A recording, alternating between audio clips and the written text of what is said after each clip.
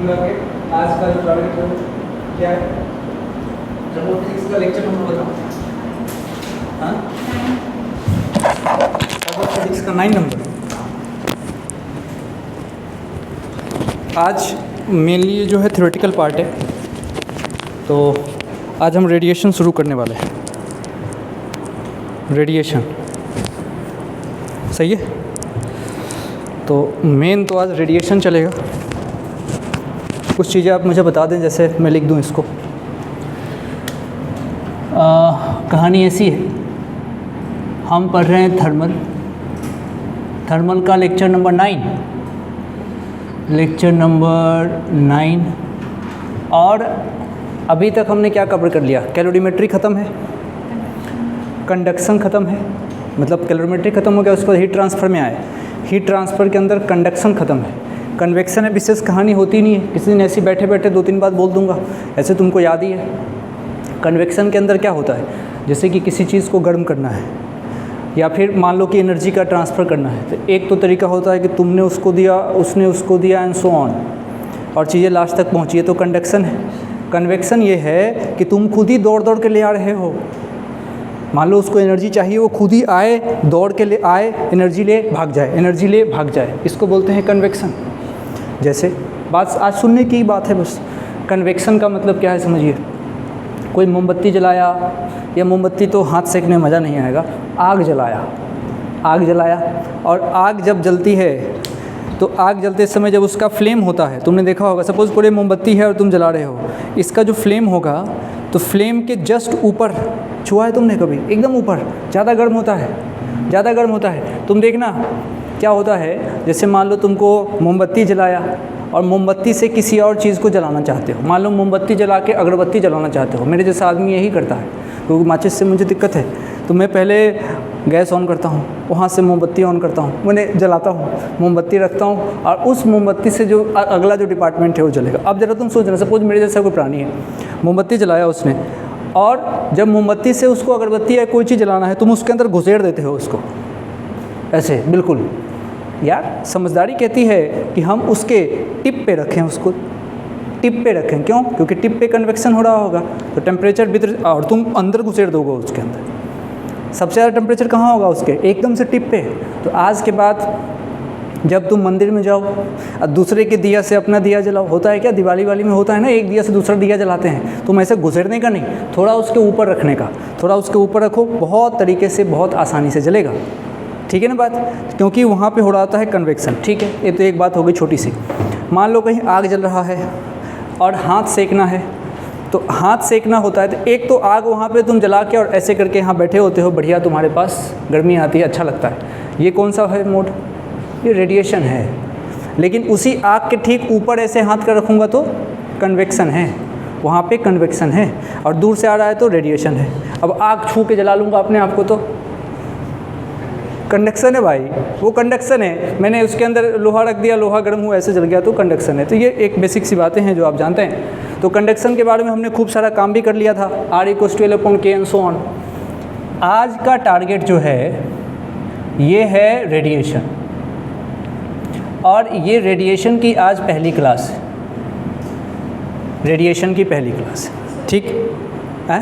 हाँ, डेट बोल दो भाई, क्या है आज? 30 हो गया? अरे भाई साहब, 30 के साथ जून बोले तो 6, और 6 के साथ 25, 30/6/25 सही है। अब कुछ बातें हम लिखेंगे रेडिएशन में, थ्योरी है। यहाँ से स्टेटमेंट वाले सवाल में ही आते हैं। लिखो, the fastest mode of transfer of heat, ये जो है भैया, this is fastest mode of transfer of heat, पहली बात ये। दूसरा, no medium is required.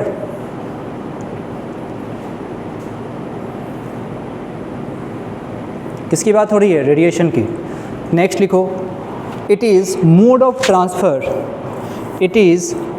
Transfer bye electromagnetic waves, mode of transfer bye mode of transfer किसका? हीट का। Mode of transfer of heat लिख सकते हो, पूरा लिखना हो तो। It is mode of transfer of heat bye electromagnetic waves, electromagnetic waves. ठीक है, तो बहुत ज़्यादा कहानी इसमें बोलने की आवश्यकता नहीं है, आप समझ जाएंगे। मीडियम की आवश्यकता नहीं होती, फटाफट काम हो जाता है। ठीक, ठीक। जैसे सूरज से गर्मी आ रही है, सबसे अच्छा एग्जाम्पल कौन सा है? ये रेडिएशन ही तो है। सूरज से गर्मी आ रही, हम थोड़ी मांग रहे सूरज से, भाई थोड़ा छू के आते हैं, ऐसे थोड़ी। गर्मी आ रही, आनंद ले रहे हैं, ये है रेडिएशन। अभी सर्दी का समय होता है, सर्दी के समय धूप में बैठते हो, आनंद लेते हो, रेडिएशन ही तो है। अच्छा ठीक है, छोटी सी बात। न्यूमेरिकल पॉइंट ऑफ व्यू से आज 3-4 फार्मूले आने वाले हैं, और 3-4 फार्मूले से 40-50 न्यूमेरिकल होते हैं, तो थोड़ा सा इनको इज्जत देना है। अच्छा, पहली बात यहाँ पे अब जो बोलूँगा, जैसे स्टेफेंस लॉ आएगा थोड़ी देर में, अभी एक थ्योरी आएगी, प्रीवोस्ट थ्योरी। अभी वो थ्योरी है, लोगों ने एक्सपेरिमेंट किया तो उनको पता चला, तो उससे हम प्रूफ नहीं मानते। समझ रहे हो? एक्सपेरिमेंटल है तो डेरिवेशन नहीं होते। जो चीज़ एक्सपेरिमेंट से निकलता है, डेरिवेशन किसका होता है? जहाँ मैथमेटिकल एस्पेक्ट छुपा हो, तो मैथमेटिकली ड्राइव किया। जिन्होंने एक्सपेरिमेंट करके पता किया, तो आज कुछ चीज़ें एक्सपेरिमेंटल होने वाली है, मतलब डेरिवेशन नहीं चाहिए, उनकी बात मानना पड़ेगा। उन्होंने किया है, उनको सम्मान देंगे, उनकी बात को मानेंगे। तो सबसे पहले ये होता है प्रीवोस्ट थ्योरी। हेडिंग दो, Prevost, PREVOST, Prevost theory of heat exchange. Prevost सुनना ही है आज तो। प्रीवोस्ट अगली क्लास में सिर्फ न्यूमेरिकल है। Prevost theory of heat exchange, theory of heat exchange, पूरा नाम लिखना चाहो लिख दो, Prevost theory of heat exchange. ठीक है, अब देखना क्या है मामला, समझना। ऐसा नहीं है कि कोई गर्म बॉडी हो वही रेडिएट करे। दुनिया की हर बॉडी रेडिएट कर सकती है, कम या ज़्यादा, कम या ज़्यादा। एक छोटा सा एग्जांपल तुमको देता हूँ। आग जलाते हो, आग जले गर्मी आएगी।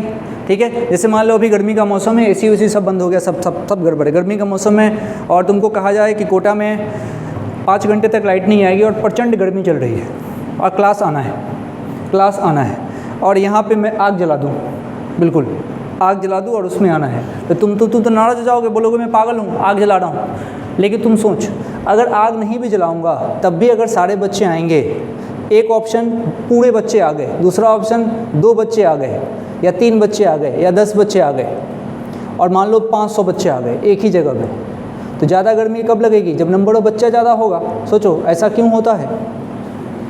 क्योंकि हर बॉडी रेडिएट करती है। मैं भी यहाँ खड़ा हूँ, मैं भी रेडिएट कर रहा हूँ। एक ही रूम में ज़्यादा लोग रहेंगे तो ज़्यादा गर्मी लगेगी।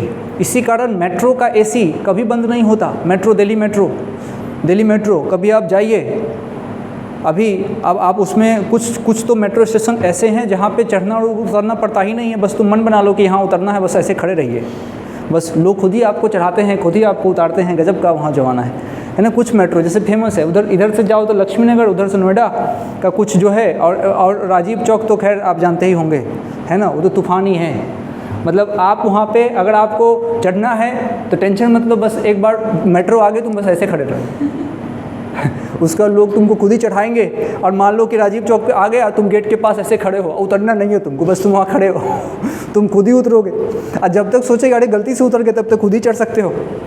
इतना प्यार है लोगों में, खुद ही चढ़ाते हैं, खुद ही उतारते हैं। खैर, अब मेट्रो के अंदर तुम देखते होगे, चाहे बाहर कितनी भी सर्दी हो, तब भी मेट्रो के अंदर तुम जाओगे एसी चल रहा होता है। द रीज़न इज़ कि क्राउड बहुत है, और जो क्राउड बहुत है, आप न्यूज़ सुनते होंगे, कभी फंसे या नहीं फंसे पता नहीं, लेकिन न्यूज़ सुनते होंगे कि एरोप्लेन में लोग बड़े परेशान हो गए, एसी नहीं चल रहा था।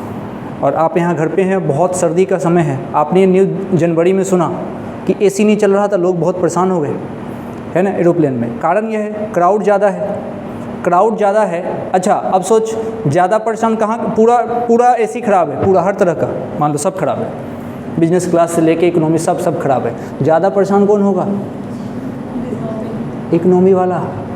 बिजनेस वाले में लोग कम हैं तो उतनी दिक्कत नहीं होगी, लेकिन इमिशन करने वाले जब लोग ज़्यादा हैं, इमिशन करने वाली बॉडी ज़्यादा है, तो टेम्परेचर ज़्यादा गर्म हो जाएगा, रहना ज़्यादा मुश्किल है।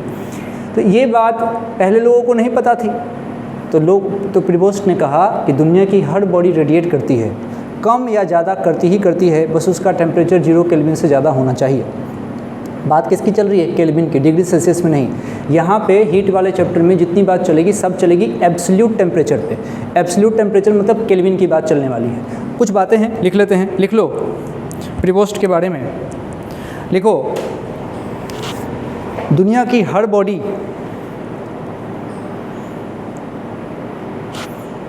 जिसका टेम्परेचर 0 केल्विन से ज़्यादा हो, 0 केल्विन से ज़्यादा हो, रेडिएट करेगी। 0 केल्विन से ज़्यादा हो, रेडिएट करेगी। रेडिएट करने को बोलते हैं इमिट करना। इमिट करेगी भी लिख सकते हो, इमिशन होगा ऐसा भी बोल सकते हैं। हर बॉडी में इमिशन होता है, हर बॉडी में इमिशन होता है, इमिशन होता है। और आगे कंटिन्यू करो, और एब्जॉर्प्शन भी होता है। इमिशन भी होगा और एब्जॉर्प्शन भी होगा, इमिशन भी होगा और एब्जॉर्प्शन भी होगा। मतलब ये कहानी साथ साथ चलेगी, इमिशन की और एब्जॉर्प्शन की। मानते हो क्या? इमिशन एब्जॉर्प्शन साथ साथ चलेगा। अब मैं एक सवाल पूछता हूँ, मान लीजिए आप आग के सामने हैं। जब तुम आग के सामने होते हो उस समय की कंडीशन बताओ मुझे। मैं और आग, समझिए। देखिए, ये इस तरीके से आग था और आग के ठीक सामने यहाँ पे मैं खड़ा हूँ, आग के ठीक सामने यहाँ पे मैं खड़ा हूँ। ये फायर है, मैं ऐसा, ये फायर और यहाँ मैं। अब ज़रा समझना, जब मैं यहाँ खड़ा हूँ क्या मैं इमिट करूँगा? अरे करूँगा भाई, हर बॉडी इमिट करती है, हर बॉडी इमिट करती है। अच्छा, अब देखो ये इमिट तो करेगा। मान लो ब्लैक से मैंने दिखाया इमिट करता हुआ, ये इमिट तो करेगा, करने दो, और एब्जॉर्ब भी करेगा।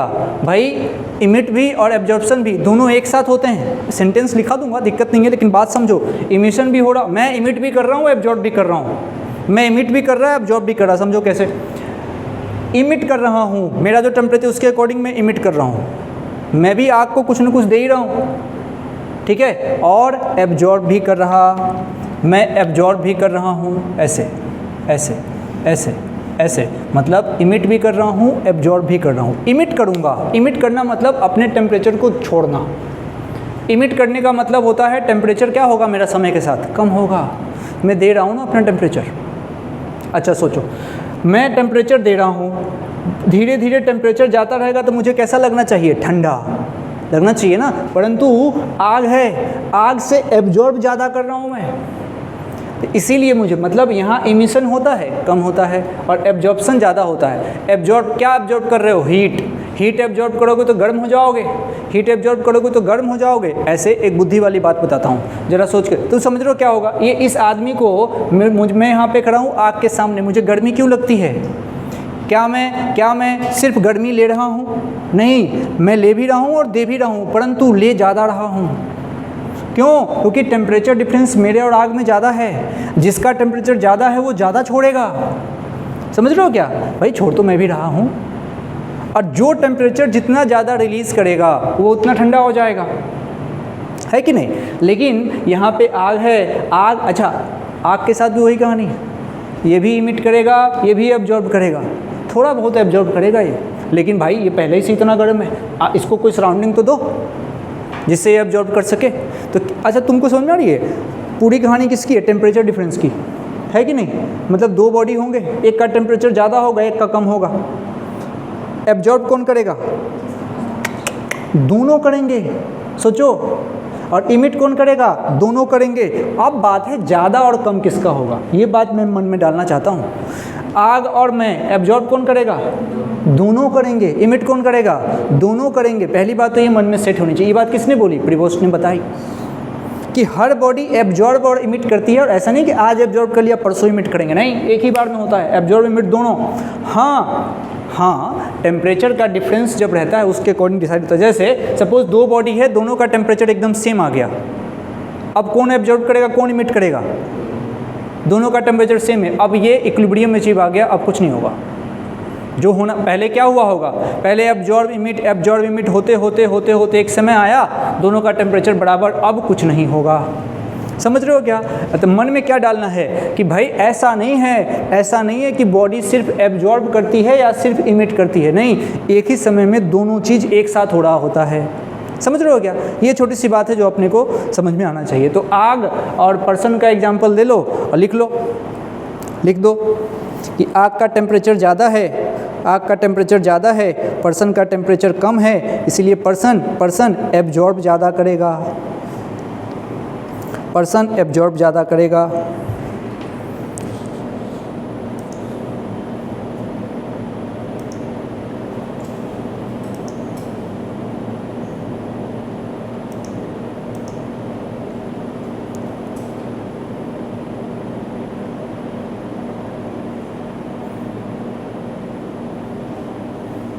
और यही आदमी जब आइस के सामने जाएगा तो क्या होगा? भाई एब्जॉर्ब करेगा, इमिट करेगा? भाई दोनों करेगा। लेकिन आइस की कंडीशन सोचो, आइस उस समय आइस का टेम्परेचर कितना है? कम है, आइस कम है, ठीक है। तो उसमें जब आइस का टेम्परेचर कम है और आदमी का टेम्परेचर ज़्यादा है तो आदमी इमिट करेगा। समझ रहे हो क्या? तो कैसा फील करेगा? ठंडा। ये ना जैसे एक क्लास जब हो जाए तब इसके बारे में जब पूछूंगा ना तो बहुत क्लियर इसका मतलब सारा समझा सकते हो। अभी क्या समझना है कि भाई बॉडी एब्जॉर्ब और इमिट दोनों करती है, इतनी बात अभी समझनी है, बाकी कोई टेंशन वाली बात नहीं है। एक सेंटेंस लिख लो, स्टार लगा के लिख लो। स्टेटमेंट वाले सवाल इससे आते हैं, तरीके से स्टार लगा के लिख लीजिए। प्रीपोस्ट की थ्योरी को लेके स्टार लगा के लिखिए according to Prevost theory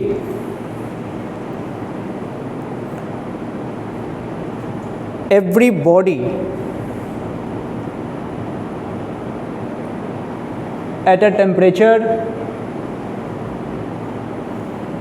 greater than 0 kelvin बोलूँगा डिग्री सेल्सियस, 0 केल्विन, पूरा कहानी केल्विन में चलाना है। At the temperature greater than 0 kelvin, क्या बोला? हाँ, बॉडी, एवरी बॉडी बोला था ना, हाँ, absorb as well as emit electromagnetic radiations simultaneously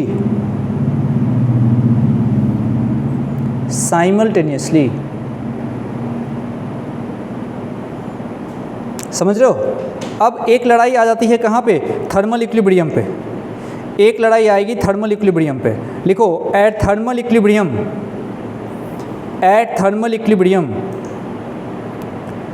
rate of emission equals to rate of emission equals to rate of absorption. Rate of emission equals to rate of absorption. Thermal equilibrium समझते हो? दोनों का temperature same हो जाना, दोनों माने surrounding का भी और बॉडी का भी, उसको बोलते हैं थर्मल इक्विलिब्रियम। ठीक है, इस बात को हम समझ सकते हैं। तो प्रीपोस्ट थ्योरी से सिर्फ और सिर्फ कहानी आएगी तो इसमें कोई दिक्कत वाली बात नहीं है। एक फ़ोटो ज़रूर बनाना चाहो तो रख सकते हो। एक तरफ बना लो हॉट बॉडी और एक तरफ बना लो कोल्ड बॉडी। अब देखो, हॉट बॉडी इमिट भी करेगा, कोल्ड बॉडी भी इमिट करता है और एब्जॉर्ब भी करता है,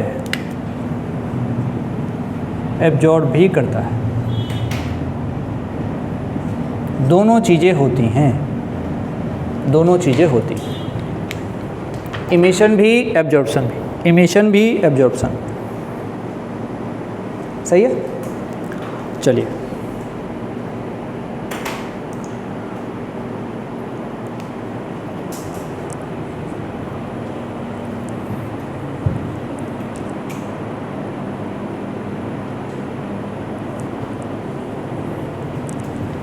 अब ज़रा सोचो। अब बात चूँकि इलेक्ट्रोमैग्नेटिक रेडिएशन की हुई है तो कुछ चीज़ें अपने को समझ में आनी चाहिए। जैसे एक दो बात मैं तुमको बताऊं। कभी तुम अगर मान लो तुम टॉप फ्लोर पे रह रहे हो, बिल्कुल टॉप फ्लोर पे रह रहे हो और गर्मी का मौसम है, प्रचंड गर्मी जो यहाँ देखने को मिला था कब, इस बार तो तुमको कम गर्मी मिली है क्योंकि बारिश बड़ी जल्दी आ गई इस बार। पिछले साल होते तो मज़ा ही आ जाता तुमको, भयानक गर्मी थी और लोगों के न्यूज़ आते थे एसी का ये हो गया, ये जल गया, वो जल गया। इस साल ऐसा भी बहुत सुनने को नहीं मिला है, इसलिए बड़ा थैंकफुल रहिए आप। पिछले साल गर्मी बहुत भयानक थी। तो और अगर आप टॉप फ्लोर पे हैं, बिल्कुल टॉप फ्लोर पे रह रहे हैं और गर्मी है, और तो दिन की स्थिति सोचना, सूरज की रोशनी आई होगी, सूरज की रोशनी छत से टकराई, छत से टकराते समय क्या हुआ होगा, छत की दीवार गर्म हुई होगी, छत की दीवार गर्म हुई होगी। तो छत की दीवार को जब तुम छूओगे या फिर पड़ोस वाला, मान लो कि इधर से किसी का घर नहीं है, तुमने इस वाली दीवार को छुआ, दीवार भी गर्म महसूस होता है ना। तो क्या हुआ होगा ज़रा सोचना, ये दीवार है या फिर छत है, छत मानो छत, यहाँ से एनर्जी आई, छत के अंदर तुम बैठे हो, तो कुछ अमाउंट ऑफ एनर्जी इसने एब्जॉर्ब किया होगा। अरे एब्जॉर्ब किया होगा, इससे क्या हुआ होगा, छत का टेम्परेचर बढ़ा होगा, छत छूने से ही गर्म हो गया होगा। खाली पेट जाकर देखना दोपहर में, खाली पेट छत पे जाइए, मज़ा आएगा आपको। तो इस क्या हुआ होगा, उसने एब्जॉर्ब किया है ना, एब्जॉर्ब करने से टेम्परेचर बढ़ेगा। अच्छा, अब ऐसे नहीं छत पे खाली पेट घूम रहा हूँ, बहुत गर्म है, लेकिन अंदर वाले लोगों को भी गर्मी लग रही है, इसका मतलब कुछ टेम्परेचर अंदर की तरफ ट्रांसमिट हो गया होगा, ये कुछ पोर्शन अंदर की तरफ ट्रांसमिट हुआ होगा, कुछ एब्जॉर्ब हुआ, कुछ ट्रांसमिट हुआ, कुछ तो रिफ्लेक्ट भी हुआ होगा, कुछ रिफ्लेक्ट हो गया होगा, मतलब कुछ पोर्शन यहाँ से रिफ्लेक्ट भी हुआ होगा। मतलब तीन चीज़ें होती हैं, जो एब्जॉर्ब हुआ है उसने छत का टेम्परेचर बढ़ा दिया, जिसने ट्रांसमिट किया उसने अंदर वाले आदमी को गर्मी लगा दिया, अंदर वाला आदमी परेशान है क्योंकि इसने ट्रांसमिट किया, गर्मी का मौसम है, गर्मी में छत की फीलिंग बेहतर रहती है, और ये कहानी है छत की। सोचो, रिफ्लेक्ट हुआ, और सोचो हम चाहते हैं कि हमको अंदर कम गर्मी लगे, तो क्या उपाय करना पड़ेगा, ज़्यादा से ज़्यादा को रिफ्लेक्ट करा दो, एसी तो ठीक है, ज़्यादा से ज़्यादा रिफ्लेक्ट करा दो। तो अगर हमने कुछ ऐसा जुगाड़ लगाया कि ज़्यादा से ज़्यादा रिफ्लेक्ट हो जाए तो हमको अंदर कम गर्मी लग सकती है। तो सोचो, अगर सबसे ज़्यादा एब्जॉर्ब कौन सा सरफेस करता है, जो खुरदरा होता है, रफ सरफेस एब्जॉर्ब बहुत करता है। तो इसीलिए छत को थोड़ा शाइनिंग ऐसा बनाइएगा, ऐसे चमाचम, ताकि मोस्टली लाइट को रिफ्लेक्ट कर दे। तो थोड़ा सा विद रिस्पेक्ट वो पेंट का प्रचार नहीं करते आजकल, पेंट हमारे घर को ठंडा रखता है, तो क्या करता होगा, वो रिफ्लेक्टर बनाता होगा उसको, ताकि मोस्टली एनर्जी आए, टकराए, भाग जाए। हाँ, एब्जॉर्ब और ट्रांसमिट होने से बचना पड़ेगा, क्योंकि भाई देख, एब्जॉर्ब हो गया तो एब्जॉर्ब हो गया धीरे धीरे, तब तो अंदर अंदर थोड़ा बहुत ट्रांसमिट होगा ही सही। और सोचो, अब देखो, दिमाग लगाओ, अब अगर मान लो बहुत ज़्यादा एब्जॉर्ब भी हो जाए और ट्रांसमिट बड़ा कम हो, तब भी नीचे वाले आदमी को आराम रह सकता है। इसलिए मोटी छत जो होगी ना, वो ठंडी होगी अंदर से या गर्म होगी, ठंडी होगी। मान लो छत बहुत मोटी है, अगर ऐसा नहीं होता तो छत के जगह पे तुमसे एक कपड़ा टांग देते, अंदर आराम करते। सोचो, तो ये बात समझिए कि क्या हो रहा होगा। तीन चीज़ें होती हैं, जो क्यू अमाउंट ऑफ हीट आता है, तीन चीज़ें होती हैं, क्या क्या भाई याद रखना पड़ेगा। कितना आसान है, एनर्जी आएगी, क्या होगी, एब्जॉर्ब भी होगी, रिफ्लेक्ट भी होगी और ट्रांसमिट भी होगी। टेम्परेचर किसने बढ़ाया, जिसने एब्जॉर्ब किया, और अंदर वाले लोगों को गर्मी किसने लगाया, ट्रांसमिट किया, और जो रिफ्लेक्ट किया वो तो गया, मज़ा उसका हमको कोई हिसाब नहीं देना। अच्छा, लेकिन अब नाम रखा जाएगा। फ़ोटो बना लो, थोड़ा सा ऐसा है, फ़ोटो बना लो। अगली क्लास में तुमको लगेगा कि हाँ, जो सुना था वो काम का है। एक बार और सुना दूंगा, याद दिला देना कि 10 मिनट सुनाओ, तो फिर नए तरीके से सुना दूंगा। छत पे मिरर लगा दो, बहुत बढ़िया, रिफ्लेक्ट हो जाएगी। हाँ, लगा दीजिए मिरर। कैसे जाओगे फिर उस छत पे, नहीं जाएंगे। छत पे, अच्छा किसी दिन बताऊंगा कि छत को कैसे कूल रखा जा सकता है नेचुरल तरीके से। आज तो क्या समय कम है, तो किसी दिन समय रहेगा तो आपको बताऊंगा कि हाउ टू कीप योर छत कूल।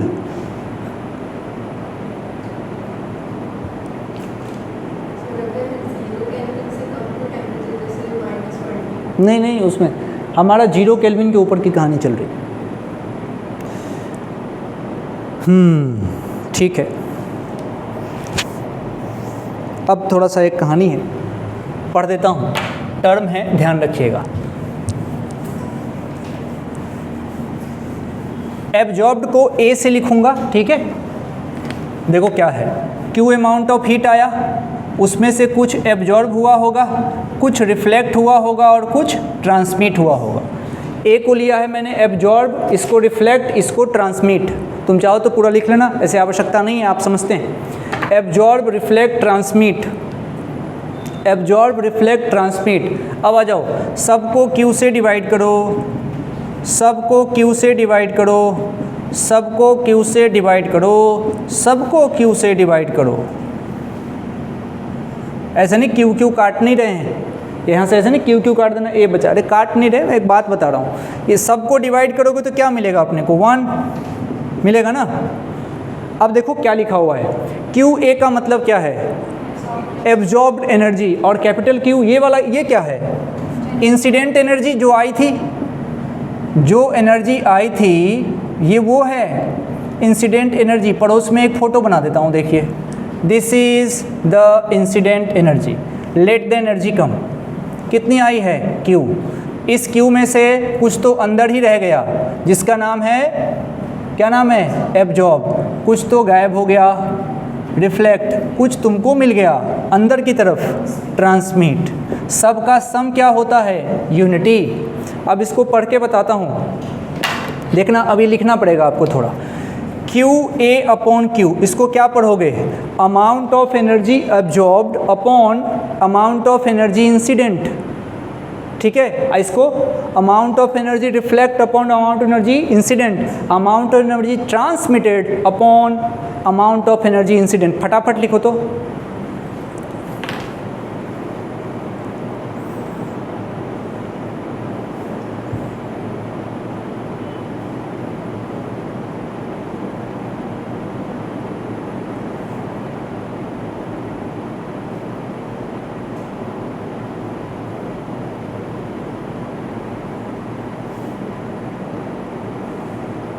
लिख लिया।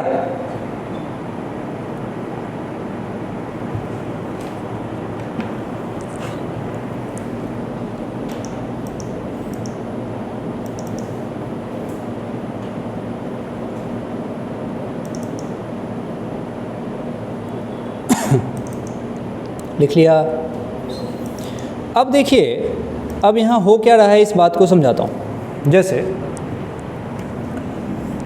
मान लो क्यू ए अपॉन क्यू को हमने नाम दे दिया ए, और क्यू आर अपॉन क्यू को हमने नाम दे दिया आर, और क्यू टी अपॉन क्यू को हमने नाम दे दिया टी, और इसका सम क्या आ गया, 1, है ना, बोल सकते हैं। अब सुनना, ए क्या है, हाँ बिल्कुल, अमाउंट ऑफ एनर्जी इंसिडेंट, क्या हमारा वो है, कौन है, कैपिटल क्यू। यानी कि amount of energy incident is capital Q and Q is what, amount of energy absorb. इसका रेशियो कौन है, ए। तो ए का नाम होता है एब्जॉर्प्टिव पावर। अब नाम लिख लीजिए, ए का नाम एब्जॉर्प्टिव पावर, एब्जॉर्प्टिव पावर, या फिर एब्जॉर्प्टेंस भी बोलते हैं, एब्जॉर्प्टिव पावर या फिर एब्जॉर्प्टेंस, नाम ही है। अब किसी का नाम रहता है डेंजर, लेकिन आदमी बहुत क्यूट सा रहता है, ऐसा ही है चैप्टर, नाम ही है भयानक भयानक। जैसे आर है तो नाम क्या होगा इसका, बताओ, रिफ्लेक्टिव पावर या फिर रिफ्लेक्टेंस।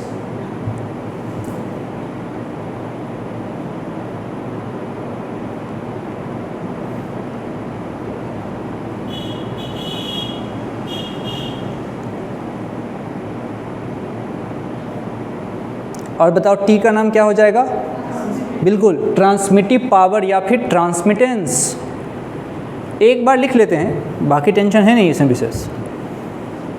आज तो बस स्टार्ट किया है, बस 15-20 मिनट ध्यान से सुन लेने का है, फिर वापस इस चैप्टर मेनली तो ये अगले लेक्चर में स्टार्ट होगा। अभी तो बस ये है, नाम है, हेलो हेलो कर दो इसे, nomenclature. A plus R plus T. अभी तक की बात बताता हूँ, प्रिवोस्ट ने क्या कहा था, हर एक बॉडी जिसका टेम्परेचर 0 केल्विन से ज़्यादा हो वो एब्जॉर्ब के साथ इमिट भी करेगा, और ये काम एक ही समय में होगा, एब्जॉर्ब भी हो रहा है, इमिट भी हो रहा है। जब थर्मल इक्विलिब्रियम होता है तो रेट ऑफ एब्जॉर्प्शन जो होगा बराबर रेट ऑफ इमिशन हो जाएगा।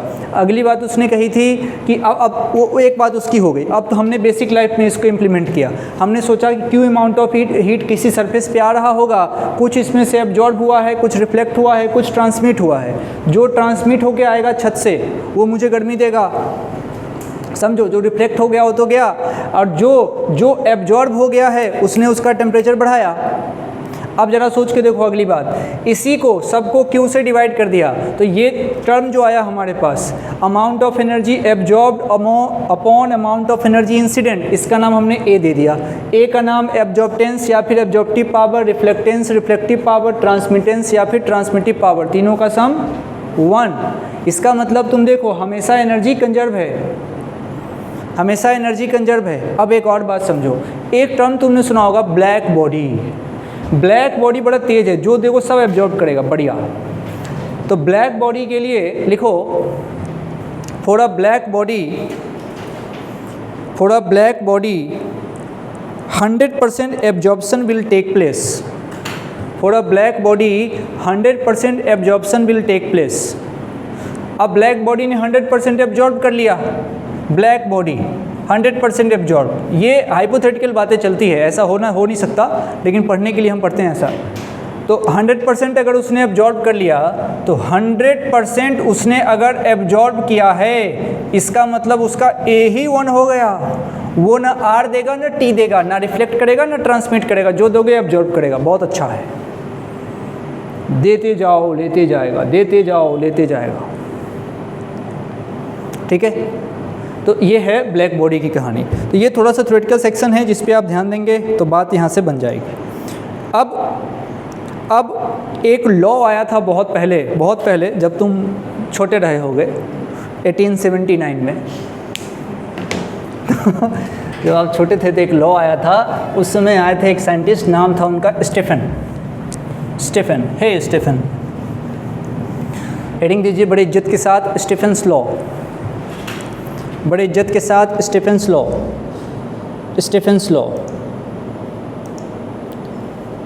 लिखिए। अकॉर्डिंग टू स्टीफन्स लॉ, पहले इनका सेंटेंस लिखाता हूँ चूँकि स्टेटमेंट आ जाता है। लिखिए, according to Stefan's law the energy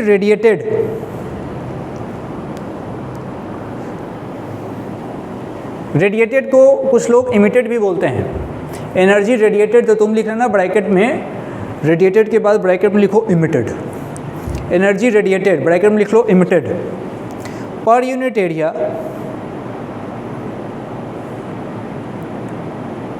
per unit time by a black body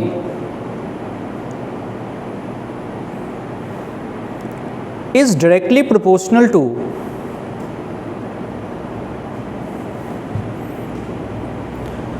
fourth power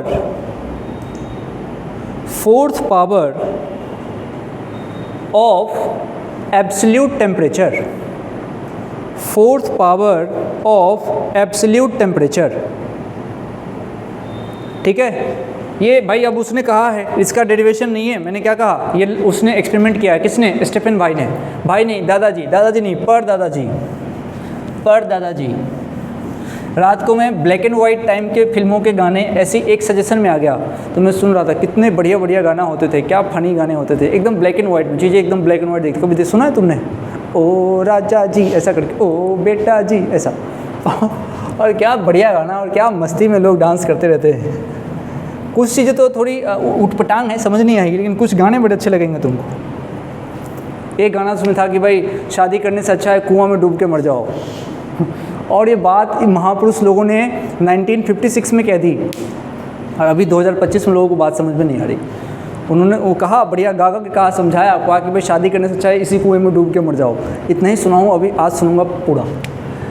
चलो, अब मैं तुमको कह रहा हूँ स्टीफन्स लॉ आराम से सुनिए। प्रीवोस्ट की बात खत्म हो गई। प्रीवोस्ट पे न्यूमेरिकल आएगा क्या? सोचो, कहानी है। इसने कहा भाई एब्जॉर्ब इमिट दोनों एक ही समय में होगा, ठीक है, ये बोल के चले गए, इनकी कहानी खत्म। अब आए स्टीफन, अब स्टीफेंस लॉ, ये जो आए इन्होंने क्या कहा, एनर्जी इंसिडेंट मतलब एनर्जी बोले तो हीट, फिर कहा पर यूनिट एरिया, फिर कहा पर यूनिट टाइम, एनर्जी इंसिडेंट पर यूनिट एरिया पर unit time is directly proportional to 4th power of absolute temperature. क्या ये इंटेंसिटी की बात कर रहे थे क्या छुप के? ये इंटेंसिटी ही तो है, एनर्जी पर यूनिट एरिया पर यूनिट टाइम इंटेंसिटी ही तो है।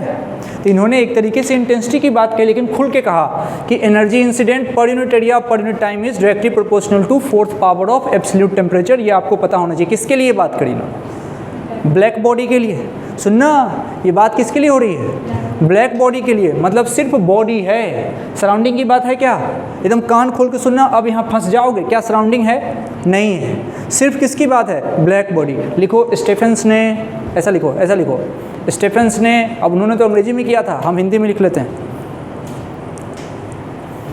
ये अंग्रेजी हिंदी से याद आया, मैं क्या नोट्स में हिंदी इंग्लिश मिक्स लिखाता हूँ ना, तो मैं किसी से बात कर रहा था, तो मैं ऐसे ही, वो साउथ के थे तो उनसे इंग्लिश में बात कर रहा था, तो सिमरन मेरे से कहती है कि आपको इंग्लिश आती है? यार मतलब हद हो गई। मतलब मैं नोट्स लिखाता हूँ only to that feel you easy type, ऐसा तो नहीं कि इंग्लिश नहीं आती है। और इंग्लिश में ये नोट्स वो भी मैंने अब लिखाना शुरू किया है, मतलब कोविड के आसपास से, क्योंकि उसके पहले जब भी मैं भी पढ़ाने के लिए आया था, मुझे तो पहली नौकरी ही कोचिंग मिली थी अंग्रेजी के कारण। सोच कैसे, फिजिक्स तो सबको आती थी, लेकिन एक पार्टिकुलर स्कूल का नाम नहीं बोलूँगा, उसमें असाइनमेंट लेना था, तो वहाँ पे होता ना किसी प्राइवेट स्कूल में हिंदी अलाउ नहीं होता है ना, आपको अंग्रेजी ही बोलना है, आए चाहे नहीं आए, ना बोलो, कम बोलो, ये नियम है, कम बोलो, हिंदी अलाउ ही नहीं है। आपको गुस्सा भी आएगा, अंग्रेजी में कितना गुस्सा सकते हो, यू इडियट, हिंदी में तेज, समझ रहे हो? तो हिंदी अलाउ नहीं होने का बहुत सारा वो है। तो मतलब वहाँ पे ऐसा था, तो ऐसी बातें चल रही थी। तो दिल्ली में कुछ थे, एक पार्टिकुलर कोचिंग है, उसके केमिस्ट्री के टीचर थे, उन्होंने मुझे को वहाँ भेजा था। तो वहाँ पे तो फिजिक्स तो आने वाले बहुत थे, तो वहाँ तो नौकरी मिली क्योंकि इनको अंग्रेजी आती थी, वहाँ अंग्रेजी में पढ़ाना था। तो उसने मेरे से कहा कि आपको अंग्रेजी आती है, मतलब बताओ यार, ये तुम लोग भड़क में मत रहना भाई। चलो, स्टीफेंस लॉ। अब कहानी ऐसी है, अब अगर इसमें छुप के देखो, एनर्जी अपॉन टाइम क्या है? ये एनर्जी अपॉन टाइम कौन है? पावर है। सोचो, पावर है, ये एनर्जी अपॉन टाइम, ये पावर है। तो पावर अपॉन एरिया की बात हो रही है। चलो एक एक बात बताता हूँ, एक एक करके सुनना। स्टीफेंस ने किसकी बात करी? सिर्फ बॉडी की, सिर्फ बॉडी की। लिख लो, स्टीफेंस ने सिर्फ बॉडी की बात करी, सराउंडिंग की बात नहीं है, सराउंडिंग की बात नहीं है। स्टीफेंस ने सिर्फ बॉडी की बात करी, सराउंडिंग की बात नहीं है, सराउंडिंग की बात नहीं है, ठीक है। सिर्फ इमिशन की बात होगी, लिखो, सिर्फ इमिशन की बात होगी, सिर्फ इमिशन की बात होगी।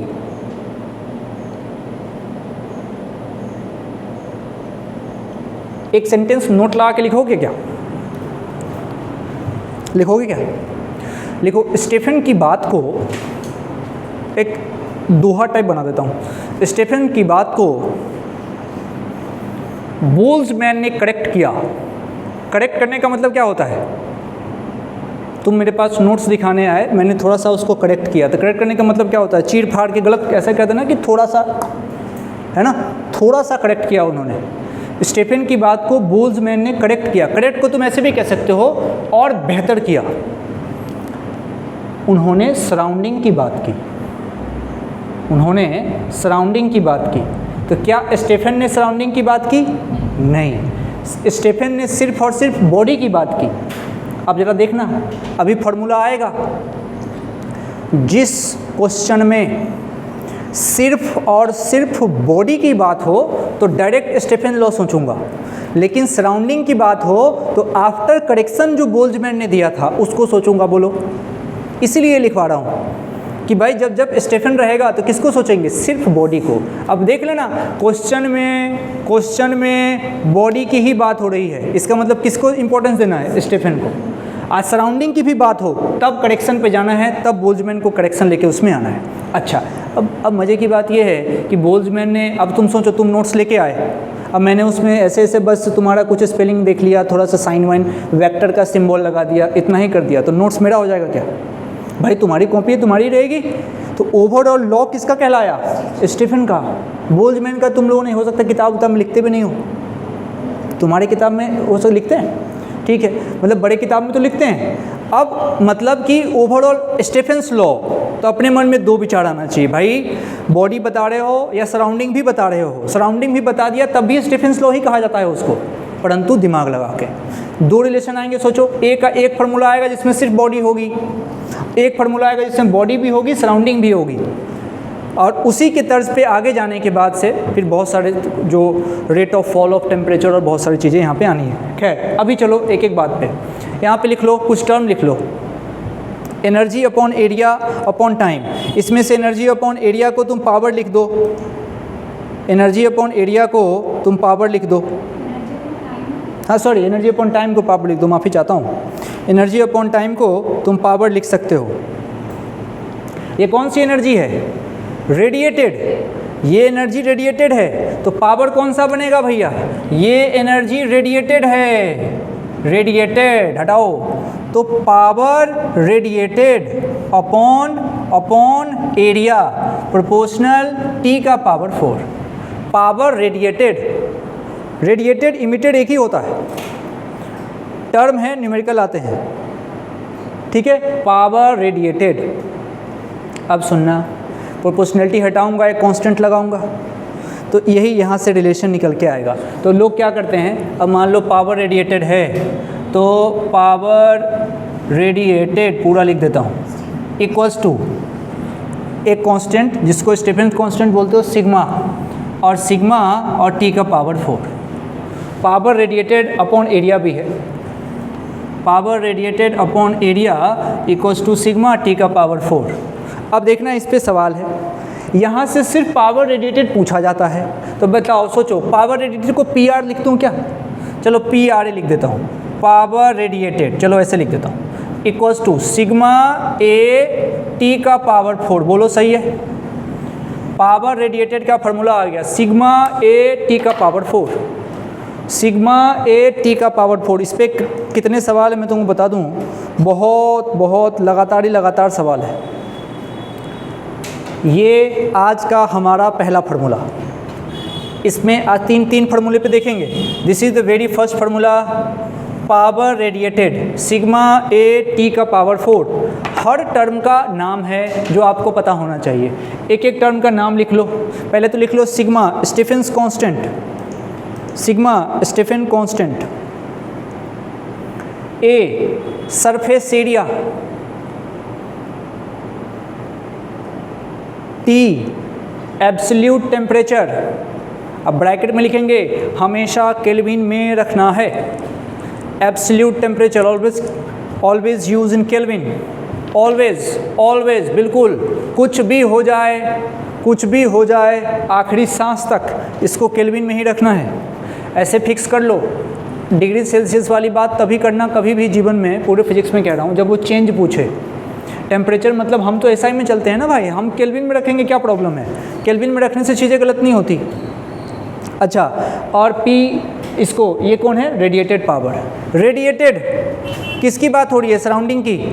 वहाँ हूँ कर रहे हो, सराउंडिंग कहाँ है भाई? सिर्फ बॉडी की बात हो रही है, तो कौन रेडिएट करेगा? बॉडी। सिर्फ बॉडी की बात है भाई, ओनली बॉडी। अभी सराउंडिंग की कोई बात नहीं है। सराउंडिंग की बात होगी तो उसके लिए बोल्ट्जमैन को आना पड़ेगा। अब ये कहानी किसके लिए चल रही है? किस बॉडी के लिए? ब्लैक बॉडी के लिए। ब्लैक बॉडी कौन होता है? जो सिर्फ एब्जॉर्ब करे, जिसके लिए एब्जॉर्बटेंस की वैल्यू हो जाती है 1। ऐसे जनरली होता क्या है? होता तो ये है A + R + T + 1, लेकिन जिसके लिए A ही 1 हो जाए, R और T के हिस्से में कुछ नहीं आए, वो है ब्लैक बॉडी, वो है ब्लैक बॉडी। सही है क्या? स्टीफेंस लॉ याद हो जाएगा। क्या कहा था स्टीफेंस लॉ ने? एनर्जी पर यूनिट एरिया पर unit time is directly proportional to fourth power of absolute temperature, where energy upon time is called power. कौन सा पावर? पावर रेडिएटेड, मतलब power radiated upon area equals to T का power 4। Proportionality हटाओगे, constant लगाओगे sigma, यानी कि P radiated बराबर this one, sigma A T का पावर 4, सिग्मा A T का पावर 4, सिग्मा गिवन रहेगा, टेंशन नहीं। चलो अब आओ आगे करते हैं बात। अब आ जाओ बोल्ट्जमैन के करेक्शन के साथ, ऐसा लिख दो, बोल्ट्जमैन के करेक्शन के साथ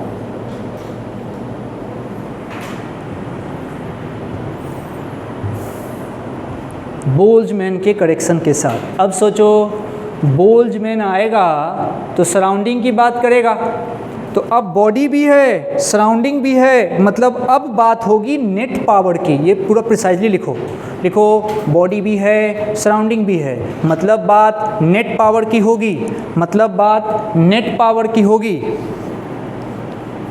मतलब बात नेट पावर की होगी। अच्छा सोचो, एक टेम्परेचर बॉडी का होगा, एक टेम्परेचर सराउंडिंग का होगा। लिख लो मेरे साथ साथ फटाफट, कैपिटल टी बराबर लिख लो temperature of body, capital T बराबर लिख लो टेम्परेचर ऑफ बॉडी, और टी एस का मतलब लिख लो टेम्परेचर ऑफ सराउंडिंग,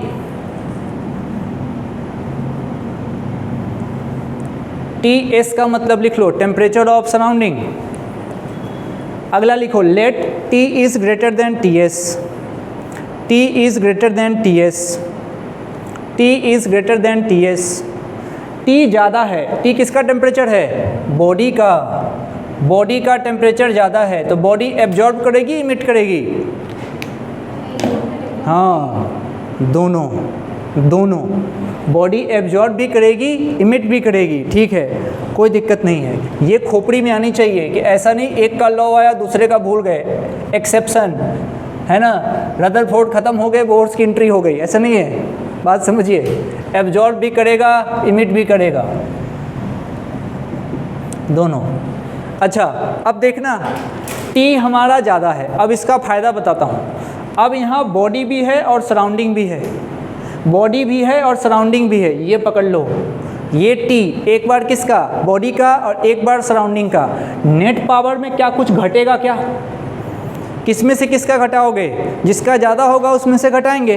अभी ज़्यादा टेम्परेचर किसका है, बॉडी का, तो ये टी एक बार बॉडी का और माइनस किसको कर दोगे, टी सराउंडिंग का। थोड़े तुम्हारे मन में खुद ही फॉर्मूला आ गया होगा कि भाई यहाँ पावर तो नेट पावर, यहाँ तो नेट पावर चलेगा, तो तुम्हारे मन में आ गया नेट पावर, नेट पावर आया, नेट पावर।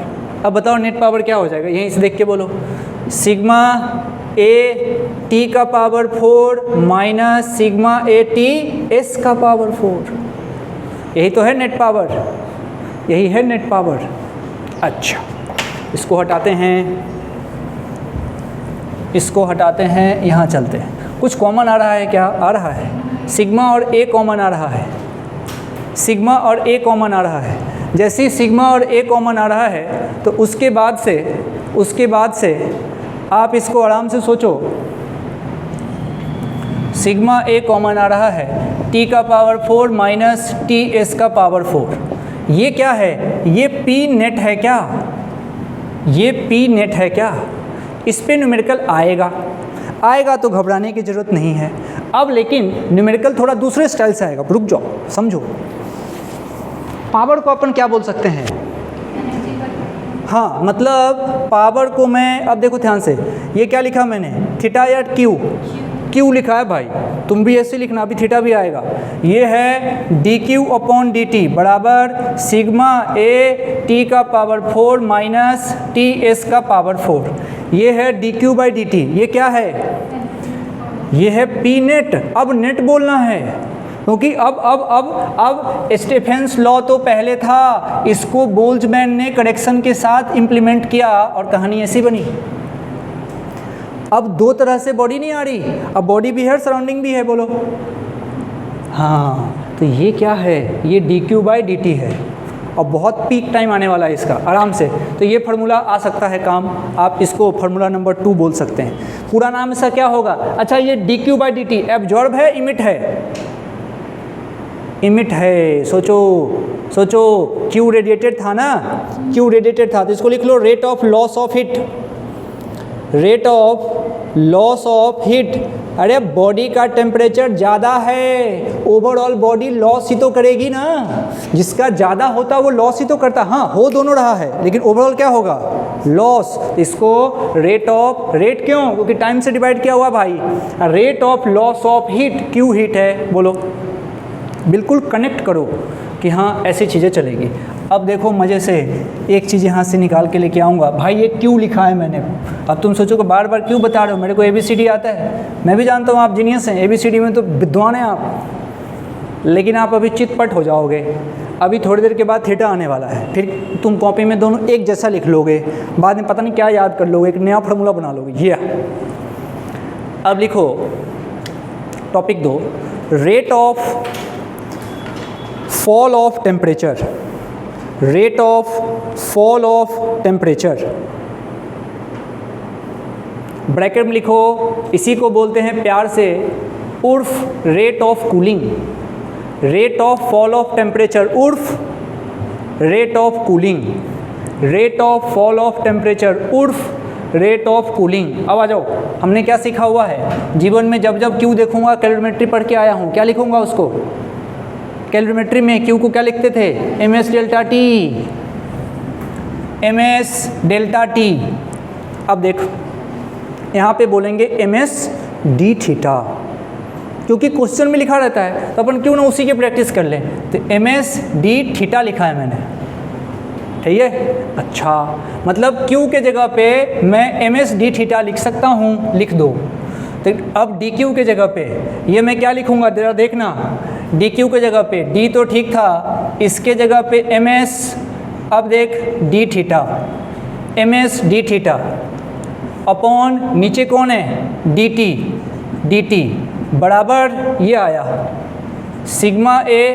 अब कौन आया? t का पावर 4 माइनस ts का पावर 4। अब बताओ ईमानदारी से हमें क्या चाहिए? क्या हेडिंग दिया था हमने? है ना, रेट ऑफ कूलिंग या फिर rate of fall of temperature. Overall there is a change in temperature, this is this one, rate of change of temperature. Theta temperature है, तो यहाँ से D theta upon D T will be sigma A upon M S, T का power 4 minus T S का power 4। This is formula number 3rd, this one is formula number 3rd, this one is formula number 2nd। तीन फार्मूले, इसको बोलते हैं rate of fall of temperature, इसी को बोला जाता है रेट ऑफ कूलिंग। कुछ नहीं किया हमने, क्यू के जगह बस एम एस डेल्टा टी लगाया है, खेल खत्म। बस आपने क्यू के जगह एम एस डेल्टा टी लगाया है, बात बन गई। आप डी क्यू को किससे रिप्लेस कर रहे हो? एम एस डी थीटा से। डी क्यू को रिप्लेस कर रहे हो एम एस डी थीटा से। अरे वही तो क्या है, आराम से लिख लीजिए।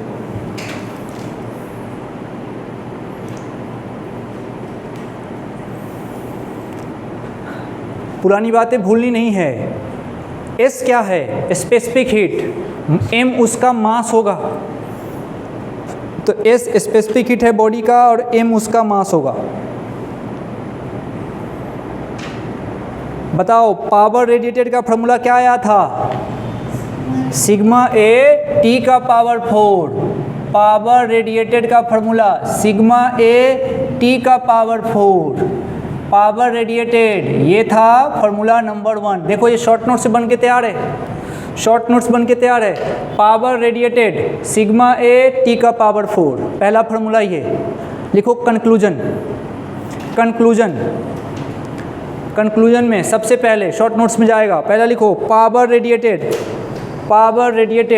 सिग्मा ए टी का पावर 4।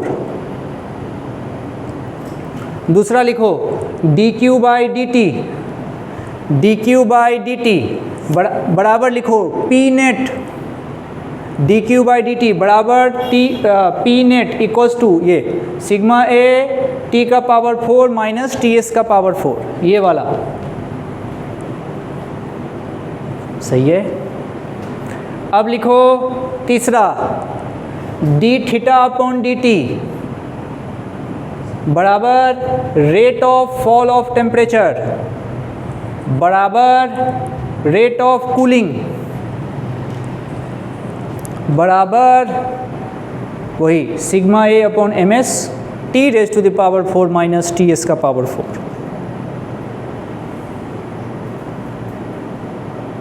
ठीक है, टी हमेशा एब्सोल्यूट टेम्परेचर लिया जाएगा। तो ये बेसिक चीज़ें हैं। अब इस पे न्यूमेरिकल स्टार्ट करेंगे अगली क्लास में, इस पे चलेगा न्यूमेरिकल। तो बस आप इसको एक बार देख के आएँ, एक बार इसको रिकैप करा के फिर इसका न्यूमेरिकल इसको बंद कर दो। सही है क्या?